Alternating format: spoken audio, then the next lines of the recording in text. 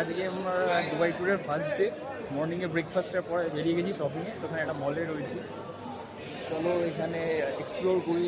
Breakfast complete করেই আমরা hotel থেকে বেরিয়ে গেছিলাম আমাদের প্রথম দিনের প্রথম ডেস্টিনেশন দুবাই সিটি সেন্টারে মলে যাবার জন্য। তো রাস্তা দিয়ে যেতে যেতে দেখো কতগুলো সুন্দর সুন্দর খেজুর গাছ। আমি এইগুলো দেখেই অবাক হয়ে গেছি, ওরা কীভাবে মেনটেন করেছে। অ্যাকচুয়ালি দুবাই শহরটা তো পুরোপুরি বালির ওপরে তৈরি, তো বালির ওপরে এইভাবে সুন্দর সুন্দর গাছ ঘাস মেনটেন করেছে। আর রাস্তাঘাটগুলো দেখছো কতটা ওয়েল মেনটেন।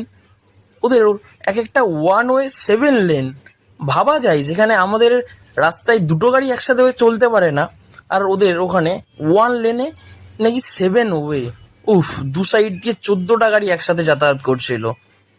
যাই হোক, তারপর আমরা দুবাই সিটি সেন্টার মলে গিয়ে পৌঁছলাম। তো মলটাও দেখতে খুব সুন্দর ছিল। সো মলে গিয়েই মা এদিক ওদিকে খোঁজা শুরু করলো কোথায় সোনার দোকান, যেটার জন্য মা অনেক দিন ধরে অপেক্ষা করেছিল। সো ফাইনালি একটা একটা করে সোনার দোকানে আমরা যাওয়া স্টার্ট করলাম, আর মা ভোরে ভোরে সোনার কালেকশন দেখা স্টার্ট করলো। আর আমি মায়ের সাথে থাকতে থাকতে পাগল হয়ে যাচ্ছিলাম, বিকজ আমার এই সোনা গয়নাতে খুব একটা ইন্টারেস্ট নেই। বাট কি করা যাবে, বাবা আসেনি, মাকে গাইড করে আমাকে নিয়ে যেতে হচ্ছে। বাট সোনার ডিজাইনগুলো কিন্তু খুব সুন্দর ছিল। আর দাম যখন শুনছিলাম আমি তো মাঝে মাঝে অজ্ঞান হয়ে পড়ে যাওয়ার মতো অবস্থা। যাই হোক, মা সব দোকানে ঘুরে ঘুরে সোনা গয়নাগুলো দেখছিল, কালেকশনগুলো আমিও মার সাথে সাথে দেখছিলাম।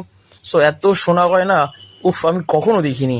আর হীরের কালেকশনগুলো যা ছিল ভাই, ডায়মন্ডের এক একটা আংটি, মানে চোখ যেন জুড়িয়ে যাবে, এত সুন্দর।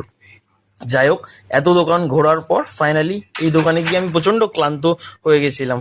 তো একটা কর্নারেই আমি চুপচাপ বসে গেছিলাম। সো সেখানের একজন আমাকে জল অফার করলো।